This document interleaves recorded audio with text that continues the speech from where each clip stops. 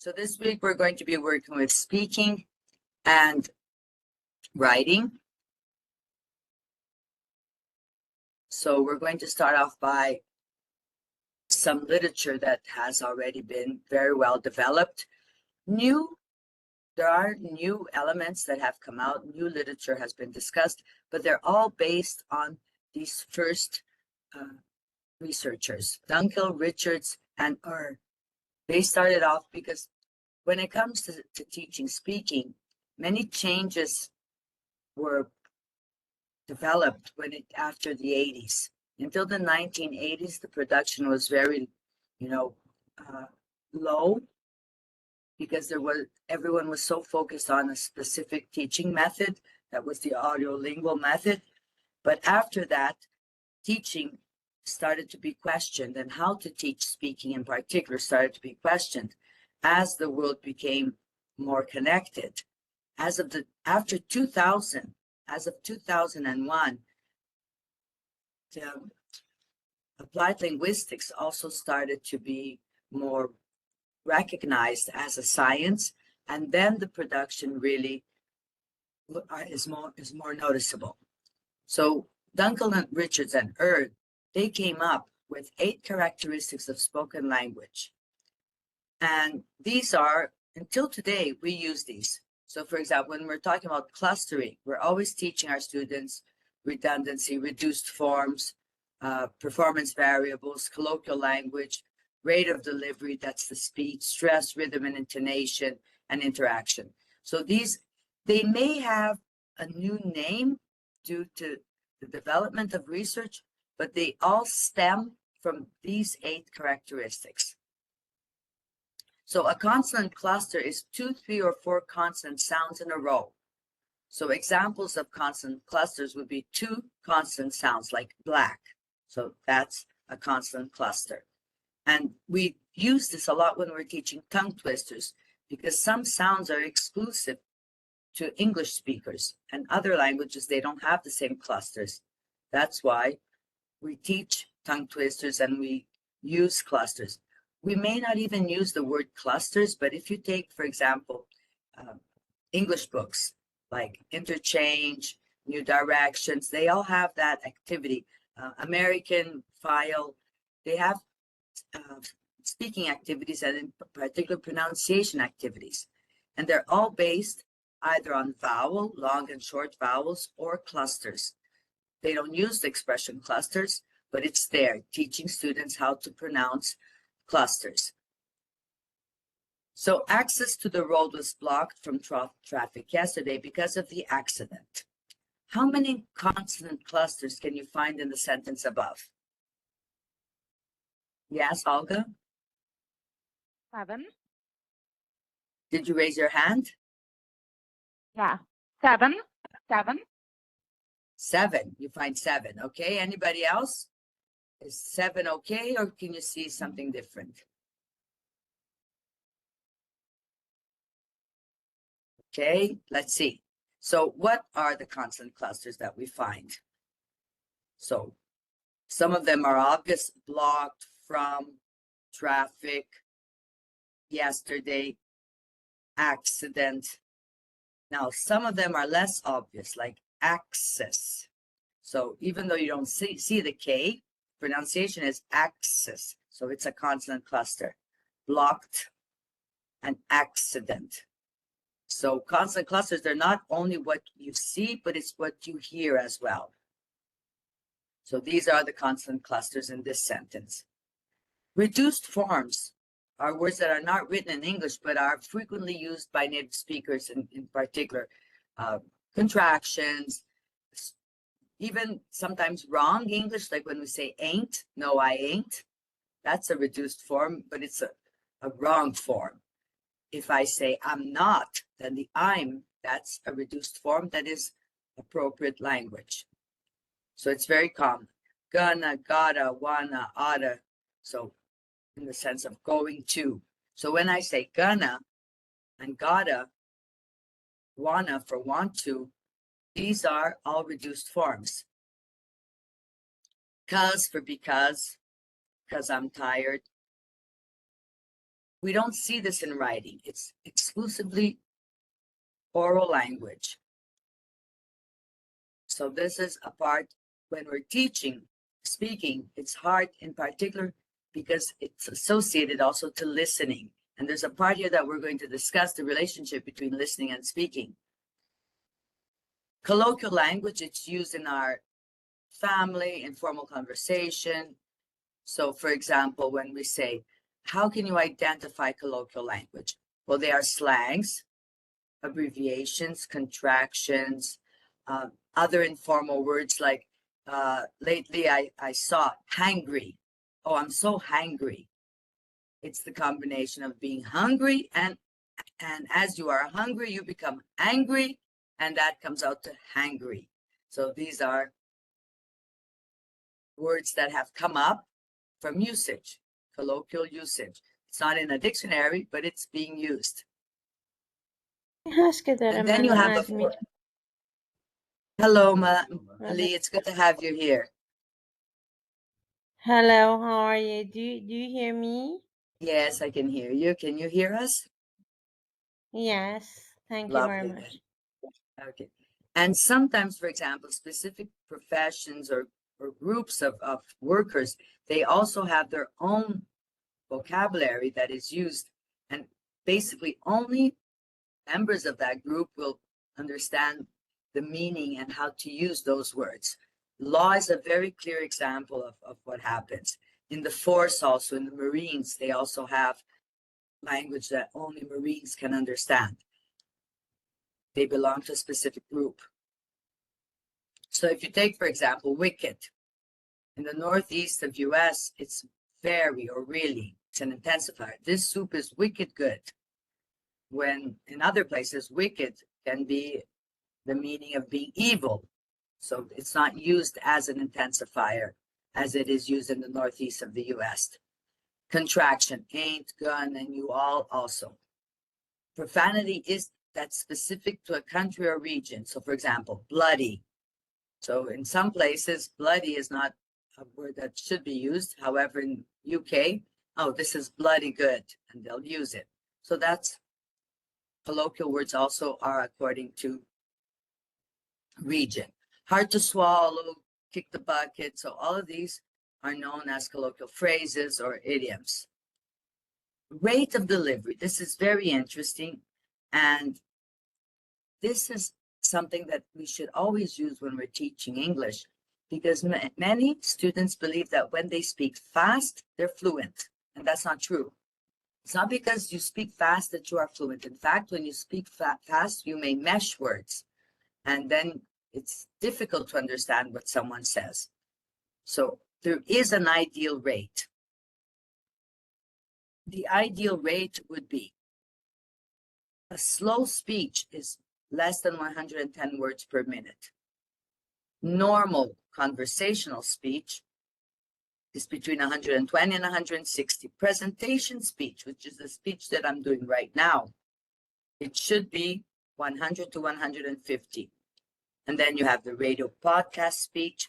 These are for those who are trained, that they can speak 150 words per minute without meshing words.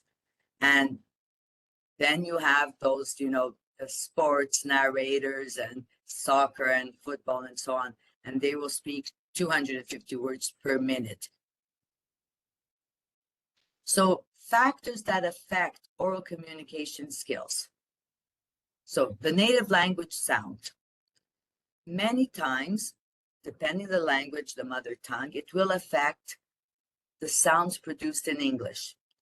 Now, it doesn't mean that that's wrong, because we have changed the way that we, understand accent and the way that it's accepted nowadays, in particular in countries such as Canada, Australia, and England, where there's a big number of immigrants and non-native speakers. So it has changed.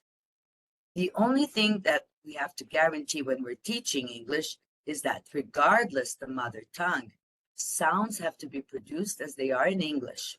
So if you take, for instance, Spanish speakers, depending the place where they come, they do not have the j sound, the y sound. They don't say young. They will say jung, because for them, the J doesn't exist, that the Y doesn't exist. In parts of Portugal, for example, they don't have the V. The V is a B sound. So any word in English like violet, they will say violet. So this is something that has to be corrected because it's not really an accent then. Then it's a wrong sound. Children who are young and start learning English, they will sound like a native most of the time. Also, the quality and intensity of exposure, that will also influence. And some students, I don't know about you, if this has ever happened to you, but it seems that they've just got the knack for it. They say the word in English, you teach them how to say it, and they'll just pronounce it perfectly. So this is the innate vocal ability. Also, another strong influence comes from the identity and language ego. Olga, had you risen your hand, please? I'm sorry if I hadn't seen that. Oh, I'm sorry. I didn't mean to interrupt. I just wanted to say that I have noticed in my experience that people who are musicians or who attended a music school, they usually grasp pronunciation much better. For example, me, I'm not bad at that, but it took me long hours to be able to hear what is said in English and to be able to pronounce those sounds myself. So it took me a lot of training. But my husband, for example, he has a good ear. That's why he catches it. So it's just his innate ability, and I saw it in some of my students. They just listen to it and they can repeat it very close to the original. It's true. So that it has already been studied, and you are right. Students who have a connection, some of them may not even play music or know music, but it's innate, it's there as well. So it's associated to the same skills as art, music, and language. So most of these are they're very artistic as well. Okay, guys, forgive me if I didn't see hands up. I'm trying to adjust here my screen. I think I'll now with this position, I'll be able to see it. Did anybody else raise their hand? No? Okay then. Now, this is a very interesting part when it comes to identity and language ego. So it's the attitude towards speakers of the target language. Celeste, did you raise your Actually, hand? yeah, I was going to talk a little bit about language ego. It reminded me Please. of my own childhood experience. The language ego came into play with the French that I was taught in a colloquial, very Northern Ontario French. Was not was ostracized, and you were bullied if you spoke that way. So as a child, you learn really quickly which kind of French to speak outside of the home, at school, which was acceptable. And so even in your own language, there was different, and you just picked up on it. Nobody told you. You just knew that you didn't say this word in this context, but you said it in another context. So, and it really affected your language ego because we thought our language, our French, was not French because we were told it wasn't French. So it was very interesting. Yeah. It is indeed. Have you guys watched that movie Jesus from Montreal? Yes. No? Yes? Okay. Has anybody else watched the movie Jesus from Montreal? It shows clearly the relationship of language and how language can affect your attitudes, your actions. It's a very good movie. It's not available in any Netflix. You'll only find it like for download and in YouTube. But if you guys get the chance to watch it, it's really worthwhile. It's called Jesus from Montreal. It's from the 80s, in fact. It's not No. new. See? Can I say Your hand something? is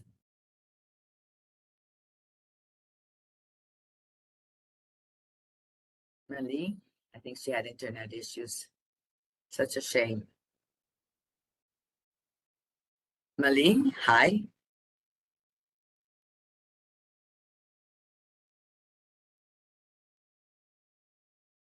I think maybe she can't hear us. Malene, you're mute.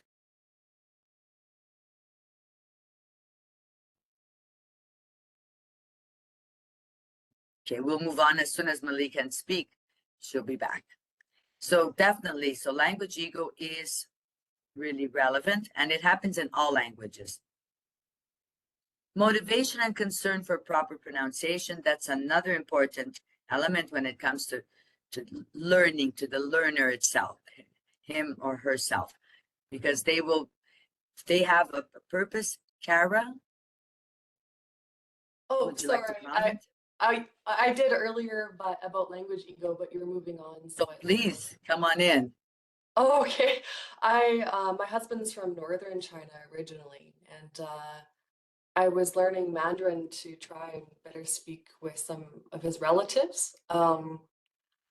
It is like so hard to find somebody because I learned a bit of Mandarin from him and my in-laws who live here. And it's so hard to find somebody who's willing to tell me that's not the wrong type of way of speaking because most of the teachers are from Beijing or some other place. They keep telling me, where'd you learn that? That's the wrong way. And I'm like, but that's how all my in-laws and everybody speaks. I was just thinking how it was really hard to find somebody who was okay with his like northern accent and dialect. Yeah. I was just thinking of that because even as a language learner, I wanted to learn some of this dialect, but yeah. Definitely. So they say that Mandarin has like over 100 dialects. It's like there's a lot of variety, right? And then there's the right and the wrong way to speak according to where you are. Yeah, exactly. I like the linguistic version of the right way to speak. If people around you and near where you are can understand you, That's it. then it's That's it. yeah. It does. It makes more sense.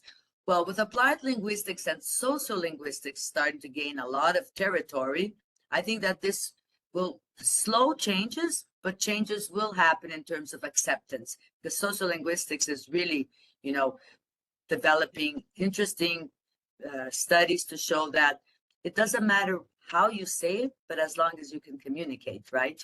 And specific groups, they do have specific way of saying, and it's not that it's wrong. It's just it belongs to that specific group. So I think it's worthwhile to keep an eye on sociolinguistics. They have a lot coming out. And of course, the motivation. Now, there are 6 types of listening performances were listed. And now we're going to have similar and correspondent ones for speaking. Because once again, listening and speaking, they are intrinsically related. So in speaking, there is the imitative. That's when you imitate or perform. Even if it doesn't have a lot of meaning to the learner, he's repeating. So it's like in drills. Many people, have eliminated drilling from their teaching methodology, but I still continue to, I do drilling frequently, and I think there is a purpose to it. Principally to work with clusters, to work with sounds. Once you teach like a monolingual group like I teach only Portuguese speakers, so I know their difficulties, and it's easier to work with drilling to help them overcome specific difficulties that they face. So they imitate, even if they don't know what they're saying, but they're imitating the sound. So that is the purpose. It's the purpose of overcoming the difficulty of certain sounds. Intensive. Now, this goes one step beyond the imitation. It includes any speaking performance designed with some phonological or grammatical aspect of the language. So now it has more meaning than when they're only imitating. When they're imitating, they're just like parrots. Once you go into intensive, now they understand, and we're teaching with the purpose of teaching not only speaking, but also grammar and specific sounds that it will be clearer to them, and they understand what they're saying. That's another important. Responsive, these are the short replies, not dialogue. So this is when we're teaching English 1 and 2, and they're learning, where are you from? I'm from here, and so on. So those are the responsive. That's the responsive one. Transactional is when there's really a dialogue then. They're exchanging specific information, extended form. It's the extended form of the responsive, because then both speakers or all speakers are participating. That can usually happen, for example, when you are at a coffee table and 3 friends are speaking. That's a transactional example of a dialogue. Or more than two people. That's a dialogue it can be. Interpersonal, it's for the purpose of maintaining social relationships. That goes to those moments when you're being polite and you're greeting people to keep a social relationship. Now, for many learners of foreign languages, the ultimate goal is to sound accent free. They want to be accent free. But we know that that is almost unattainable. And in a multilingual and multicultural world, accents are quite acceptable nowadays. In fact, as I said, principally if you go to countries like Canada or UK, Australia, any of you have ever been there, it's like there isn't two speaking the same because there are so many immigrants there. Teachers of English or other foreign languages. When we teach pronunciation, it should be more realistically focused on clarity and comprehensible pronunciation. Instead of, in the audiolingual method, the purpose was for them to sound and make them repeat as many times as it was needed for them to sound the closest they could to a native speaker. Nowadays, that has been eliminated from methodologies. We're in the communicative methodology now. Now, here's where I said Mali would be very helpful. Mali, are you still here? I hope so. Yes, I hear Okay, you. great. So yeah, when I prepared Yeah, this I hear material, you. you came to my mind instantly because you have a lot of experience designing material, right? Yeah, Yes, there we go then. So yeah.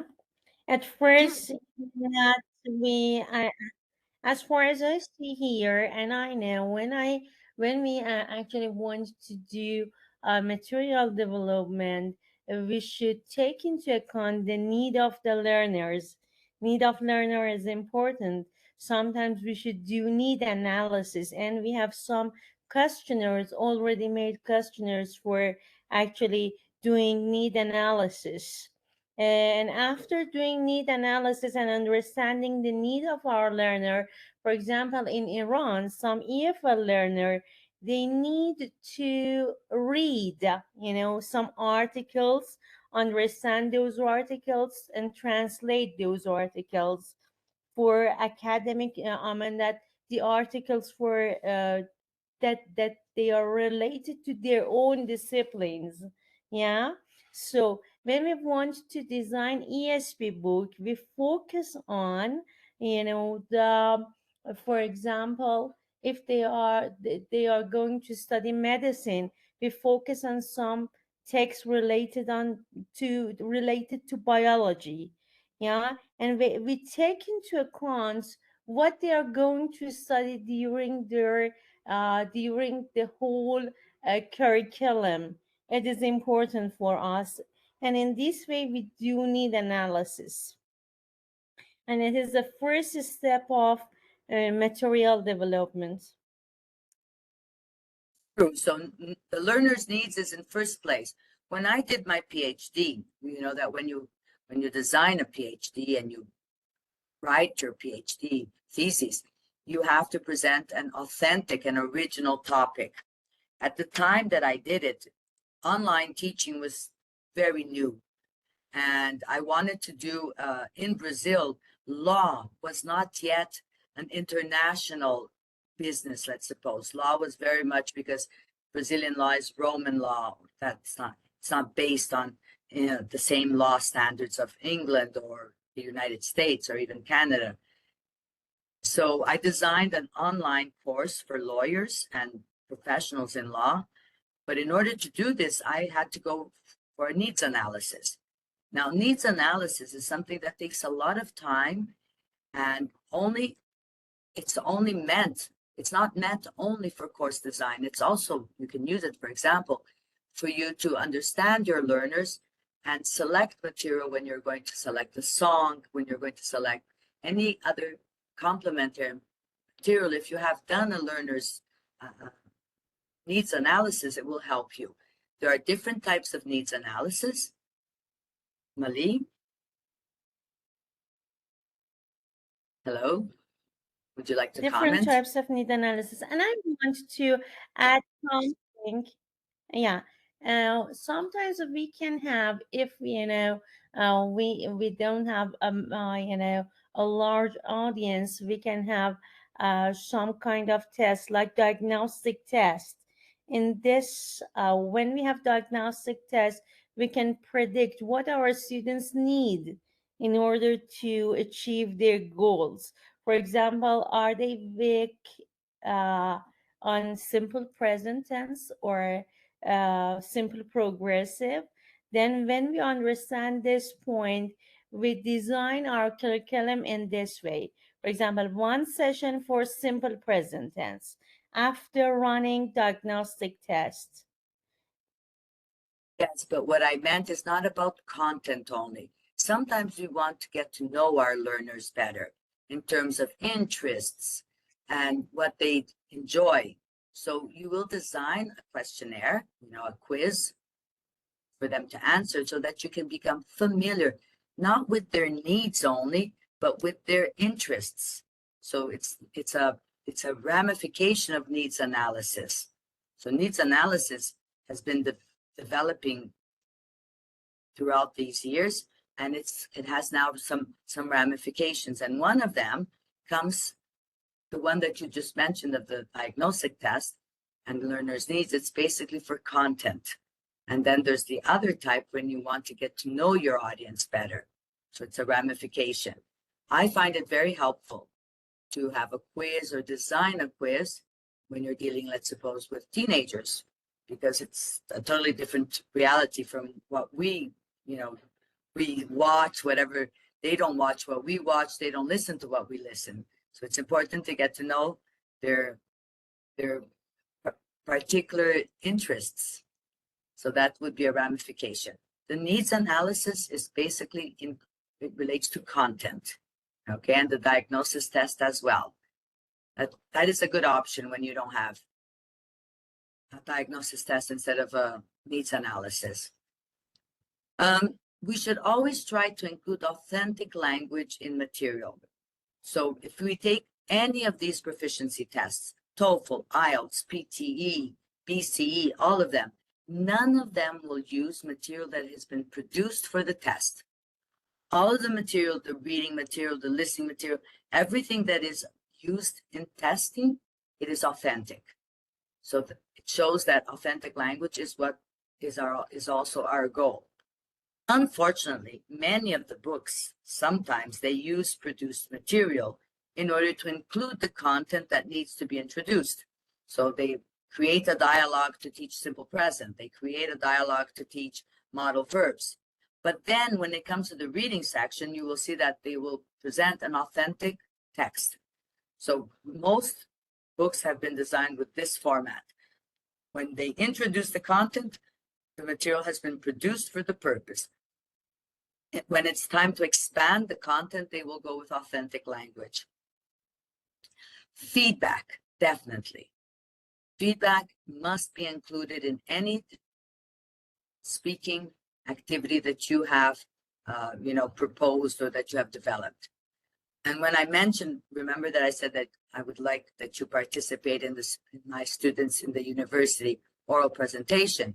There is a little rubric that I have put together that I use and that they're aware of what they will be evaluated.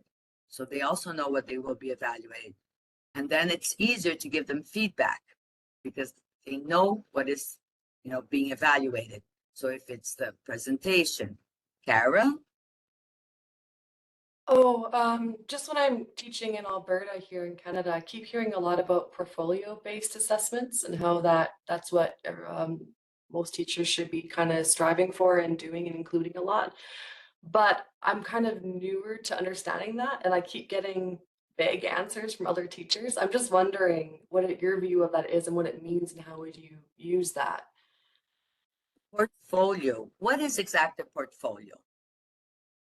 Like a file including different types of student work and or in general, like it could be like an artist saving all their different art they've done over the last 10 years and they're compiling their best pieces together. Yeah. The portfolio evaluation, it's when you keep track of the student throughout a period of time. You have diagnosed that one student has issues with the usage of the RL cluster, like world, girl, curl. So it's there in his portfolio, this note, and you will keep track of it. So the portfolio is when we keep track of the student's learning process. Okay, so you have to constantly consult the portfolios and evaluate. Sometimes that's when we do those one-to-one evaluations that we call them, because you're going to evaluate to see if the elements and the content that you had that is in the portfolio has improved. The great advantage of the portfolio is that if the student goes to another group that it's another teacher is teaching, this portfolio will inform the teacher the student's weaknesses, the student's strengths, and it will be a continuous learning process and not restarting, because that was something that was a great concern. When a student changes to a different teacher, it's like a restart process because the teacher doesn't have background on the student. With the portfolio, there's background. Okay. Okay. Yeah. And time-wise, how do you implement that though? Because I find that's Very where I consuming. struggle. Yeah. Very consuming. That's why there are the one-to-one evaluations, because during the one-to-one evaluations is when some schools, they already even have like a form to fill out.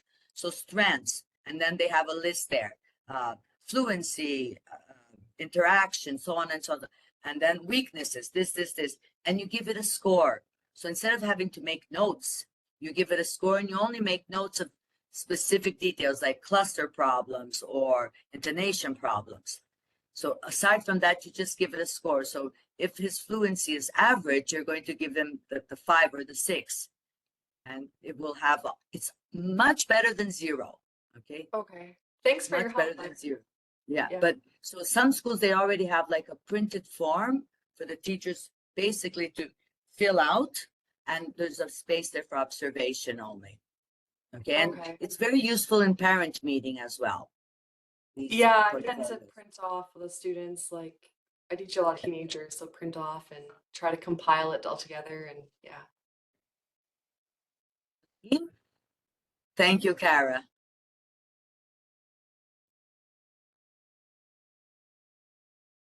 Hello, Mali.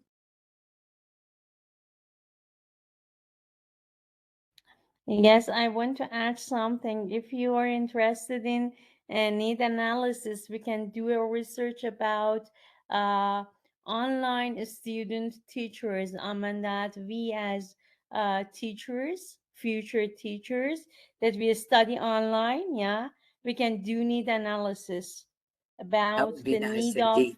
us as teachers. As Yeah, and I teacher think that it learners, is a right? good idea It for is TESOL. indeed. Yeah, Definitely. as teacher learner. It's Yeah, lovely. Great idea, yeah. Mali. We And can I talk think about that it for sure. and I'm available to do this research. Yeah, and Yeah. for like, I don't know if Celeste, Kara, and Olga, if you have already done any kind of needs analysis. If you haven't, it's a great opportunity to become familiar with needs analysis then. We definitely need that WhatsApp group, girls. So please, someone volunteer to put it together. Okay, moving on. Here we go. So No, I don't have the WhatsApp group. Would you please yeah, add no, me we to the WhatsApp group? said that we should put one together here because we don't have yet. So I asked someone to be a volunteer to put up a WhatsApp group, and then of course can at the end of the class we can put the telephone numbers all in one place. And a good soul, a good-hearted soul, could do that for us. So now there are some tasks that we want students to carry out. And basically, these tasks, they're related to the skills that we just mentioned. So the intensive, the responsive, and so on. Now, about that, what do I recommend? That you go to your Canvas and explore a little bit more the content available there to get more examples of each type. Okay, so the content in Canvas has more examples about each type of speaking category. Oh, I use Discord, but I'm not sure how much the other students here are familiar with Discord.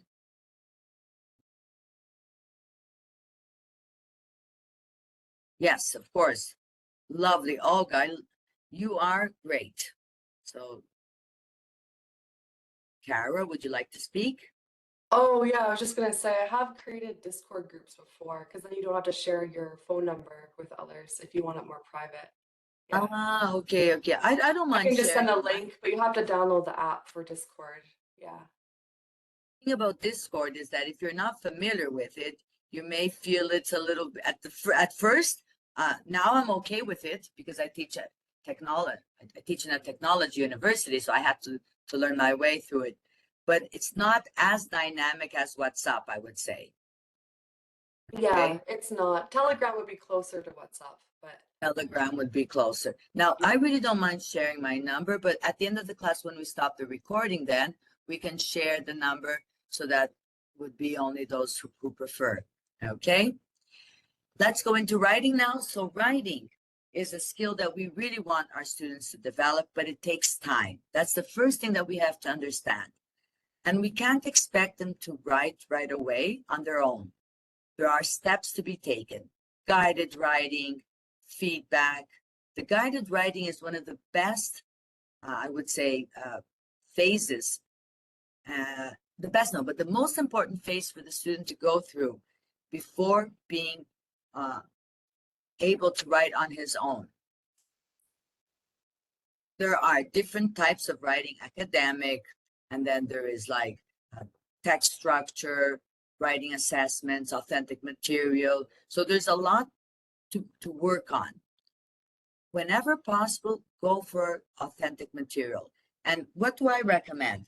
Depending the level that you're teaching, you can use native books for like kindergarten, grade 1, grade 4, grade 5. Start with that. So sometimes the English books that we use, as I use American File, I use Interchange, I use New Directions. They do have guided writing. I would say that the best ones, if you could put your hands on it, it's all available online, is American File. It starts with the pre, so you have one that's called Starter, and then you have 1, 2, 3, 4, 5, and 6, and they have a section at the end that's specifically for writing, and it's all guided writing for all levels. So if you got, and it's all available online. So you can really learn a lot from how to do guided writing with this material. The types of writing then, it's the controlled writing, the guided and directed, that's where we start. Then we go to display, real writing, academic writing, vocational writing, personal writing, and self-writing. This also is included, and we use it a lot. Principally, I remember when I was like in grade 5, 6, we had to have a journal, and the teacher would only glance to see if we had written the one page in the journal. She wouldn't read the content, but she wanted us to write at the time. So that was one. There are various genres in writing, but we're going to go into 5 broad categories of class writing.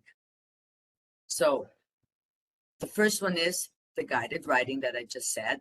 So it's for beginners, and they write down English words and sentence to learn how to put words together.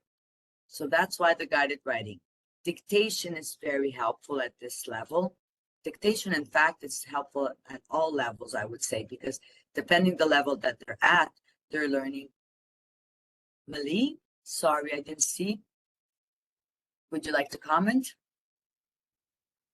Yes, I want to add something. What's your idea about discovery-based learning?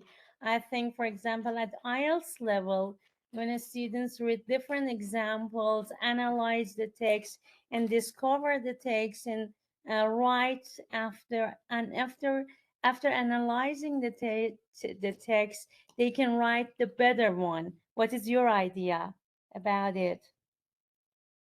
Of course, like you're saying, it's an IELTS level student who already has background in language, and the command of language is at least, you know, upper intermediate to do this. You know, in order to analyze and try to improve, it would have to be at least an upper intermediate student, unless what worries me is the frustration that it can generate if the student can't reach what is expected. So that's something I think that we have to challenge students, but we have to be careful to what extent do we challenge them, not to create frustration.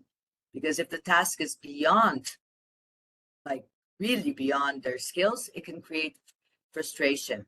And for learners, that can be a definite, you know, it could put them down for a long time. And until they don't overcome that frustration, they may be poor learners then. So I think that if you're dealing with an upper intermediate, this is an excellent discovery. And then, of course, at different levels, for example, when you're trying to have that they become active learners, there are little steps that you can do for discovery learning, but all within their language, their command of language. Okay. So I do agree, but I think that it requires Thank a you lot of very much. supervision. Okay. Has anyone else heard of discovery learning already? I have in some of the schools here, but it's made transition hard for some students when they do discovery learning in elementary and then transition into more like non-discovery learning for middle school and junior high and high school. Yeah. Discovery learning, like I said, it has to always be within a certain challenge, but a challenge that will not create frustration if they can't achieve it. So that is a big dilemma when it comes to discovery learning, I feel. Olga? To be honest, it's the first time I hear the term, but as it often happens with me on this course, there are things that I have been using in my career all the time, but I just couldn't put a name to them. And this is one of them. I mean, as I was preparing my students for IELTS, academic IELTS, I used it a lot. But when they were getting ready for it, they normally had a pretty good level of English, at least B2, and they were aiming for becoming students of the UK universities, for example, or the US universities. They needed IELTS. They already had the necessary level of English. They needed informant. And that is when I showed them examples. And but it was a challenge for them, but it was accessible. That's why. So I have been using it. I was using it, I guess, but I didn't know what it was called. Thank you. What it was It's good called. to There know. you go. Thank you. But no, but for this level, I think it makes sense, and principally for the purpose. Students who are taking IELTS, they're very goal oriented. So when you set a challenge for them, it has a different, they have different reactions than that regular student in the classroom who still is not goal oriented, is a language learner without a goal. So all of this has to be taken into account. And I feel that the literature does not teach us this. Okay, so it doesn't teach us how much frustration can, you know, lead to a poor learner, can put down the learner's motivation. So the books, they don't teach us that, unfortunately. You know, so we have to. I think it's something that we always have to bear in mind. Frustration for learners can have a negative impact, severe negative impacts, I would say. Kara. Oh, sorry, I misunderstood the discovery learning. It's been used differently the last couple years in my city for some, especially some private schools. So it's the exact same phrase, or call it discovery learning, but some schools are basing their entire, as much as they can, basis of every single student learning on discovery learning, and it's extremely independent. So that's what I was referring to earlier. But yeah, I do think but that is true. Yeah. But this is it. So in some authors call it active methodology. I've heard So- that. Yeah, discovery learning. Yeah, I heard so- it a different way. Sorry about Yeah, that. so it's no, it is depends the author and the line of and the school of thought that you are reading. So active methodologies are they are let's suppose synonymous to discovery learning to a certain extent. Okay, Okay, thank you. very well. Now, scoring. This I find very important that the student understands and they want scores. Even if you don't deal, let's suppose, with 1 to 10, there are different ways that you can deal with scoring. You can deal with like good, very good, exceptional, excellent, and so on, or grades. I feel that grading 1 to 10 has an impact that the student then will strive for improvement. So if he got a 6 and he wants to improve, the 7 will be the improvement. If you are good and you go to very good, it doesn't seem realistic to them. So we just have to be sure that when we score students, we have a method. The intensive and controlled writing.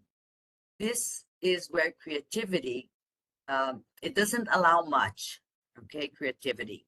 But that's not the purpose yet because their command of language is not strong enough yet for them to be creative in a foreign language. They may be creative in their mother tongue, but not in a foreign language. So an example of this is when you have a text in present and you have to rewrite it using a past tense. So for example, in this book that I just mentioned, American File, they start off by tasks where the student has to capitalize. So they have one paragraph without capitals and they have to rewrite the paragraph with capital letters where it belongs. So I find that, as I said, it teaches them step by step. They go each writing task, they will really learn. So you explain, there are the rules, and then they do it. And then the next step is when they produce then a little bit longer. So it's really well paced. So intensive or controlled writing is our goal for beginners. And I find, as I said, that this is one of the most important phases for beginners. Now, display writing for all language students. These are shorter exercises and they also go into they can extend to reports. So it's writing that we show them what it's like by example, and then they produce. So that is the display writing. So we display a model, we display a sample, and then they will produce. Of course, with drafting, corrections, and then rewriting. But that's the intention of display writing. So the next step that we're going to go to is the real writing. Some classroom writing aims at the genuine communication of messages. So for example, you're going to teach them how to write an email, formal, informal, semi-formal emails, how to identify the different types of emails that they want to write. They're writing to complain about a product that they purchased at Amazon. They're writing, it's a formal email, and they have to understand the different languages and tones that are used. And that's the real writing. So real writing is when we do tasks that involve real life examples. Even WhatsApp messages, they can be considered a real writing task because then you will teach them the informal language usage for this type of text. However, many companies nowadays have WhatsApp group for formal communication. So that can also be another moment. So the WhatsApp is not always informal. Academic writing. So this is when you are already, there is a purpose. There is a goal. They want to write for academic purposes. They want to work. They want to publish an article. They want to write their theses. And so this has also a format. Peer editing helps a lot at this moment, I feel. Whenever you can work with peer editing in your writing classes. Vocational and technical writing. So this is the type of writing for those who study English with a professional purpose. And then personal writing. So diaries, letters, postcards, and so on. Now, designing specific material for writing. This definitely, we need a needs analysis of our group. What is their purpose when it comes to each skill? So for writing, if they're in a group, what do they want to write? What do they need to write? When are they going to write?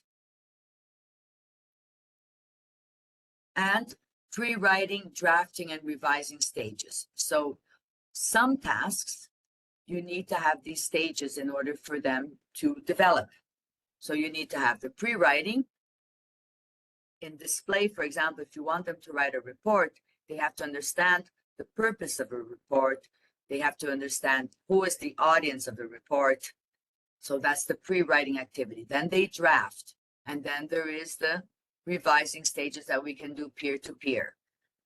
Okay. And then the stages. We're going to come back to this next class to wrap it up. Proofreading and so on, and then the teacher's role. So for today, we stopped at the point of the teacher's role, and we'll get back to the teacher's role next class. Okay. I'm going to stop the recording so that we can discuss the WhatsApp group. Hold on there.